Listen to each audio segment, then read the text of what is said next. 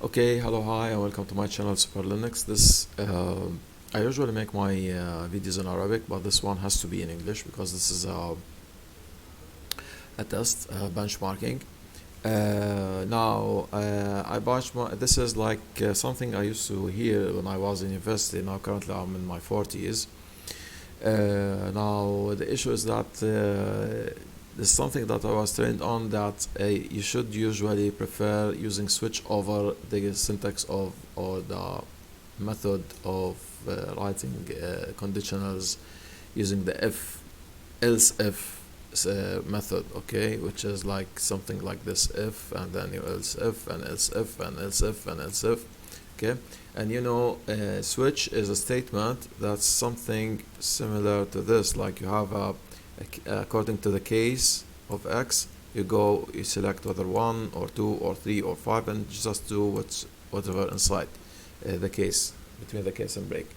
Now I chose the following languages. I chose C++, PHP, Perl, Pascal, and also JavaScript. Here there's an HTML, here there's a JavaScript here, and there's also Java, and I've done something with Haskell. Okay.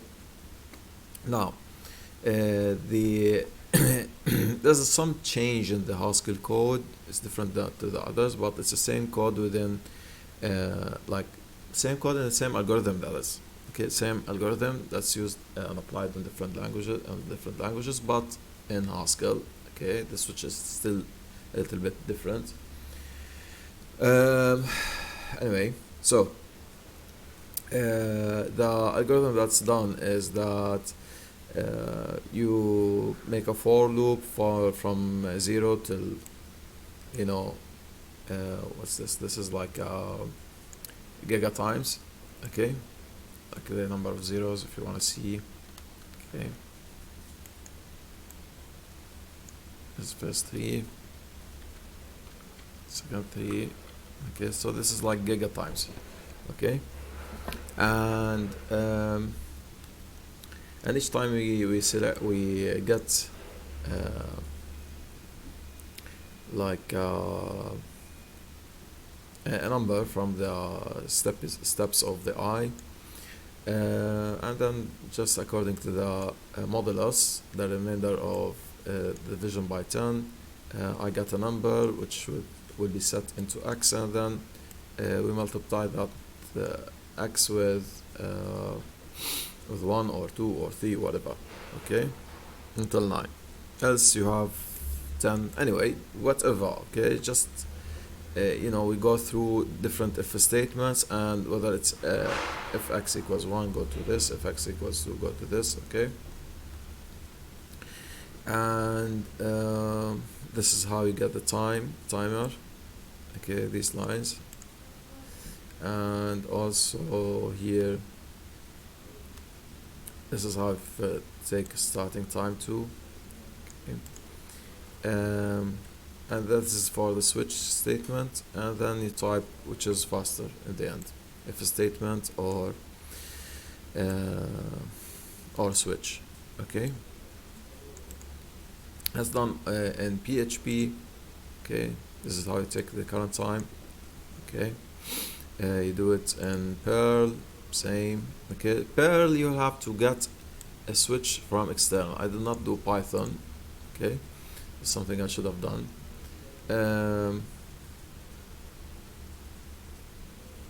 Anyway, so same in Pascal, and this is how you get the time in Pascal.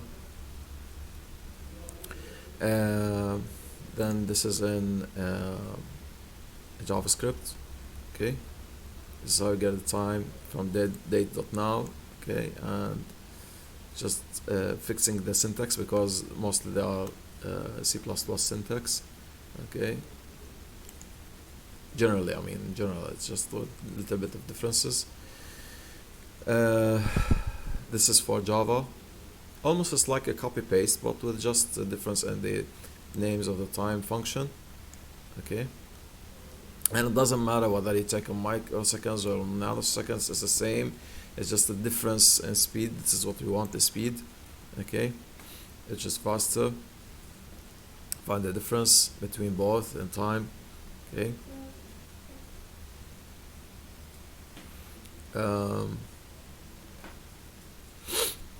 And here's the one for Haskell. Haskell's it took me lots of time just to fix, and see, it's hard. See, you have to go all through this kind of indentation. Okay, so anyway, even in Haskell, it's not preferred to use if statements. Okay, generally it's not preferred because you will syntactically go through this kind of ladder or stairs. You know what I mean? Like your home stairs, okay, your house stairs. So this go like this. It's hard to follow, so it's not readable at all. Okay. Yeah. So let's start and see the results. Okay, I've put them over here. Of course, we will have to use the browser in order to run the JavaScript code. So let's start with the C++ code. So yeah, G++. And by the way, just for your information to know what's the version I was using.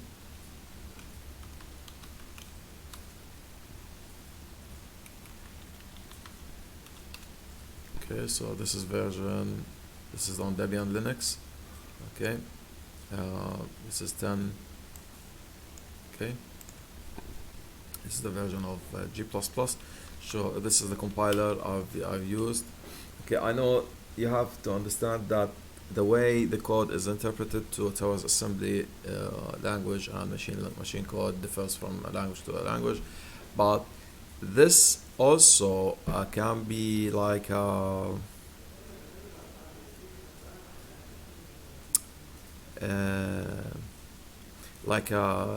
way for you to know in every language what should you be using, okay, or what you should be using, I mean.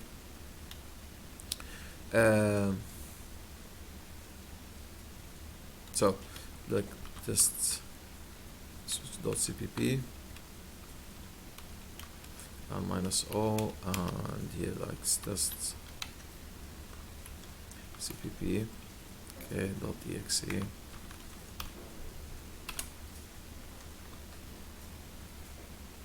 So let's try to run it. Test cpp.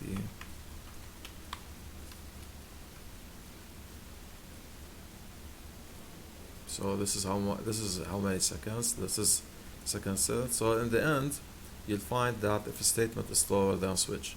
Okay. If else if, because I did not write it if else if. Okay, so it's not a matter. Okay, just understand that this is the test. So this is for C++. So in C++ you'll have that it is slower. Okay. If a statement is slower than switch. Now let's go with PHP, which is next here. Yeah, we have PHP. Okay, usually I should say mention Java, but we'll see. Okay, so this is how you run it. Okay, let's say /test, or look, you'll have to run it like this.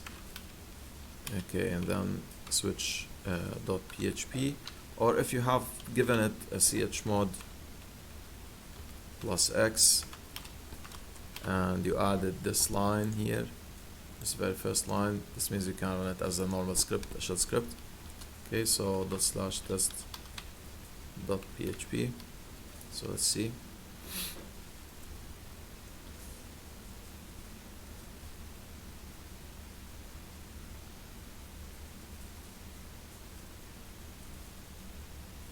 And the machine that I'm using now has a processor of Intel 9700 i7. Okay, so to take a little bit of time, so 27 seconds. Okay, yeah, it's a long time. Okay, because this is a scripting language. Okay. I worked on all those scripts like for 2 days, or yeah, around 2 days. Okay, So if a statement is slower and down switch, this is in PHP. Now in Perl, the same thing. Okay, we have chmod plus x test switch dot pl. Let's add a dot slash now. Let's see.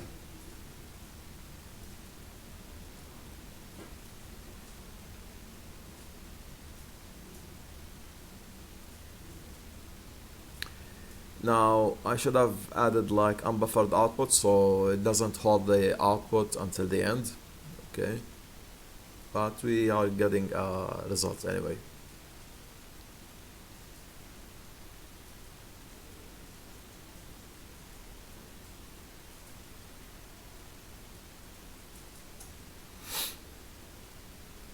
And of course we are importing a library for the sake of using switch and Perl. It's not part of the language by default. Python has the same thing. Python has the same thing.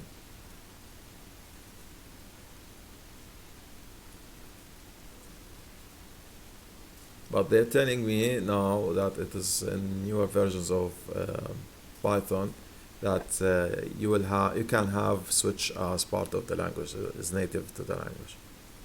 Okay, and I can hear the processor's fan going long.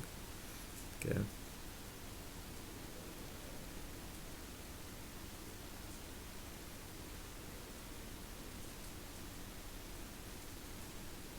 Or going in not long, sorry.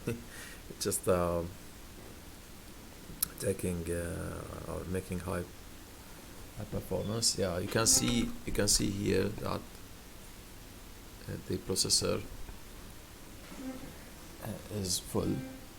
Okay, but it will do it because it's not really completely full, like 100%. It will do it. Okay, let's see how many in Perl. Yeah, that's maybe more than, yeah, that's more than the given time, given number. I'll stop it. Let's see. Yeah, no, it is the same. I just copied it. I don't know. We have to repeat it. Okay, let's see again.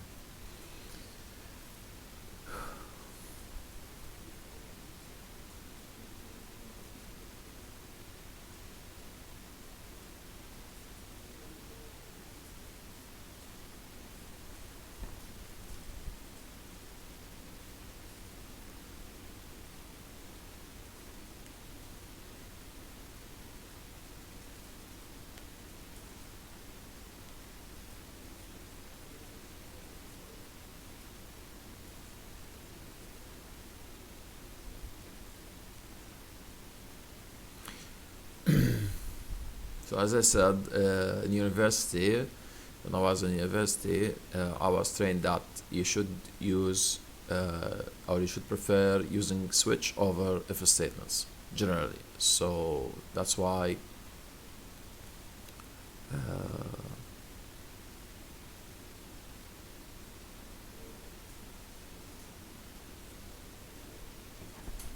I'm testing this right now after I learned like around maybe 10 to 20 languages, okay, programming languages.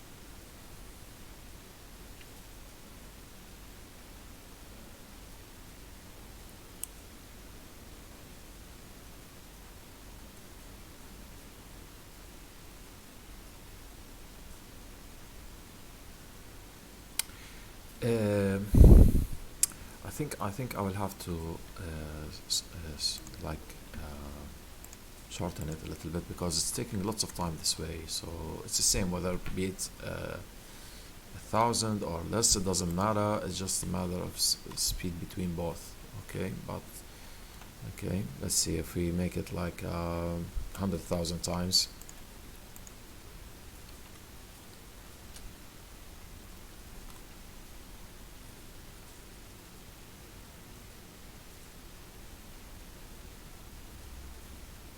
Okay, default.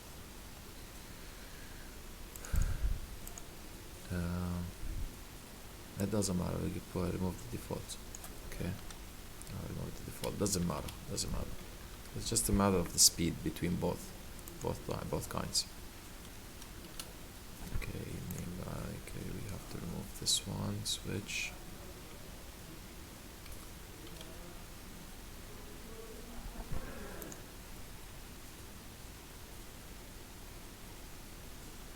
Line 61.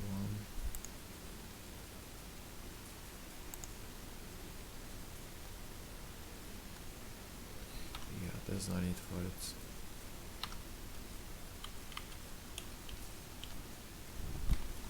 So this is now with the for loop. Yes, great. And this is now with the switch. Okay.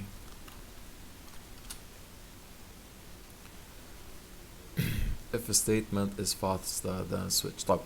Okay, let me add more. Okay, one. Maybe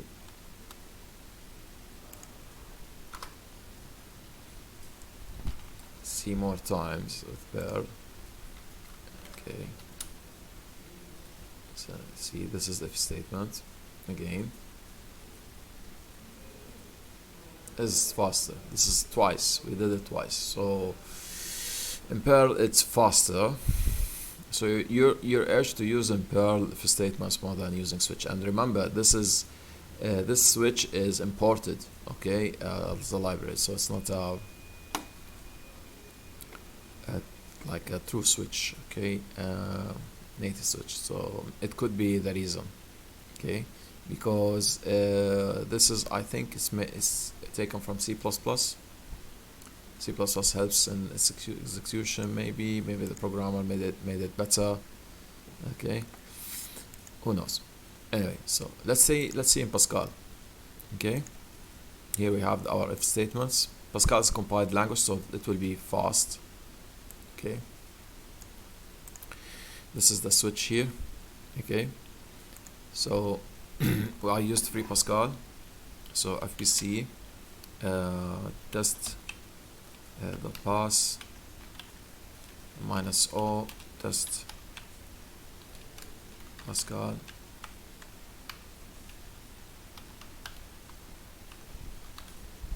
And I must add it like this.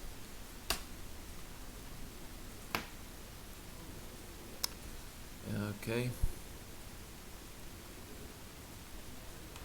so slash test Pascal.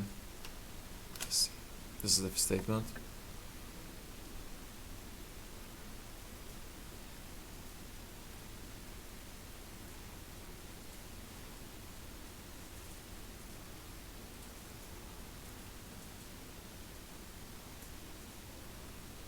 Okay, if statement is generally slower than switch. Okay, even if I repeated it with different amount of time, or if a different number of loops, because it's almost the same. Okay, be it longer or smaller. Okay, now let's go with the what's next, what's left. Okay, let's see the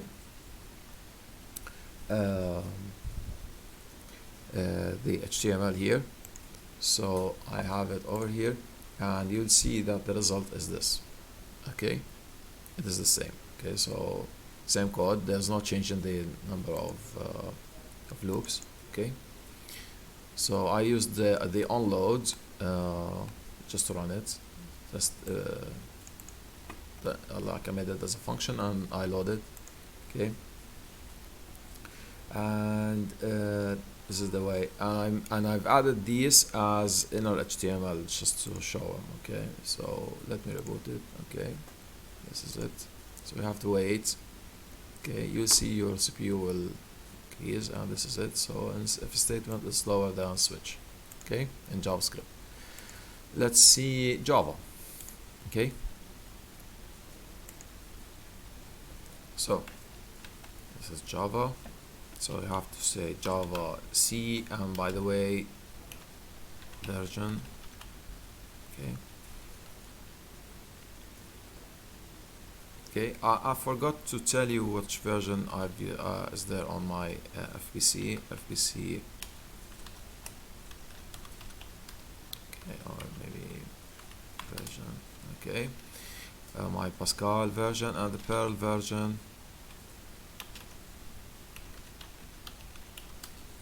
Okay, is this one? Okay, for your knowledge, just for you to know. And let's see Java. As we said, Java versions now. I repeat it just to be consistent. Okay, so Java C minus Java C test. Okay, .java. So Java test. Okay, so this is elapsed times. Okay, so in Java, if a statement is faster, and as you noticed that it solved the if statement, okay, in nanoseconds. It's so fast. Okay, very fast. Okay, a switch it took lots of time. Okay, and that's very astonishing. Okay, regarding when we learn, usually you start with C++ and then go with Java. So that's the reason. Okay, people mostly used to see in Java. Maybe they have their previous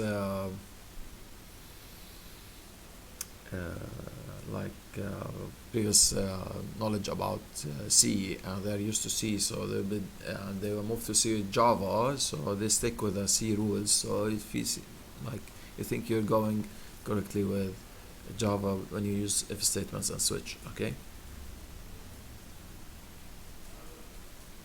now let's see Haskell. Okay, now Haskell is a little bit different, and you have to put it in a different test. Okay, and here we have what is it? You have recursion here, so it's different than C++. Okay, so yeah, so I have to run it this way, and I did not make it as a stack project. Okay, just to make an executable out of it, so we're running it almost like a script. So here, stack GHCI. Okay, by the way,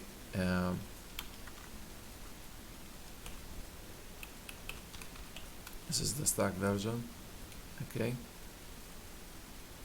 don't know. Let me see.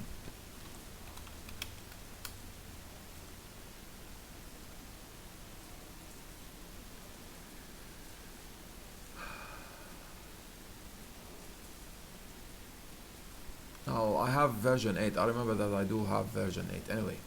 Okay, a new version of Glasgow Haskell compiler, the compiler. Anyway, so stack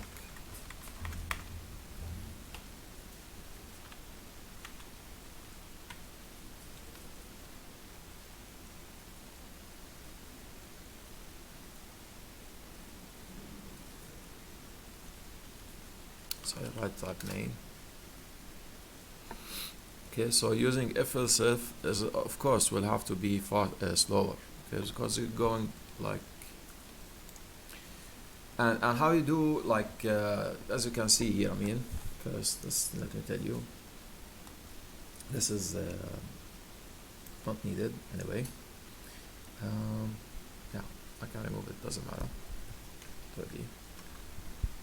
This is I'm just trying to find an easy method or easy way to get the time as integer. So you way start this. I want to explain how to measure the timing of your functions. You start with like you have a for loop here. it's like a for loop from start to end, and if the start reached like you increment the start until you reach the end. Okay, once you reach the end, you just return the current time in microseconds since epoch, or in seconds, whatever. Okay, whatever the unit, it doesn't matter. This is the current value. Okay, because they have a previous value, because time moves on and passes. Okay, so each time here, each time you go to once you, for example, you have x equal 1, you do your multiplication, and then you move on with the next one, and same with the next one, the next one, the next one. Each time you go back and find the correct match for your x. Okay, and the next one, the next one, the next one, and this way you are making like a for loop that moves on to the next and the next. And once you reach the final point, okay, which is at the end, okay, you return finally the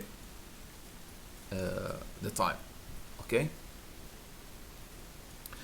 and okay, so when you want to find the time, okay, and time your function, okay, you start with a time like this, and then you solve the function, okay, which will give you the final time. Okay, and same for the case of. Okay, and you see finally that case if else if is lower than case of. Case of is like the alternative of switch in Haskell. Okay, or the equivalent of it. Okay, so you can see here, for example, the case of, and you have lots of switches here. Okay, depending 1, 2, 3, 4, 5, 6, 0. Okay, and we're taking the mod. Okay, difference here, I did not use the start as the current index in the modulus, because I noticed that it shortens the or optimizes the code. Okay, that's what the compiler does. So I don't want to go through optimizations. Maybe I can, for example, give the compiler to stop the optimizations, because this will short circuit it and go to the end right on. Okay, so I didn't want to do that, so I'll force it to go through the loop. Okay, and the recursion. So that's it. Okay, so this is our report. Okay, generally concentrate on that. You have to use switch more often than if statements.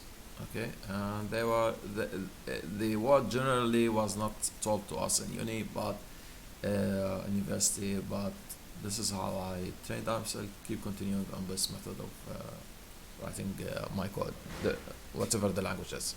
Okay, and thanks for watching, guys. Hopefully you like it. Okay, bye. Please like and subscribe to my channel.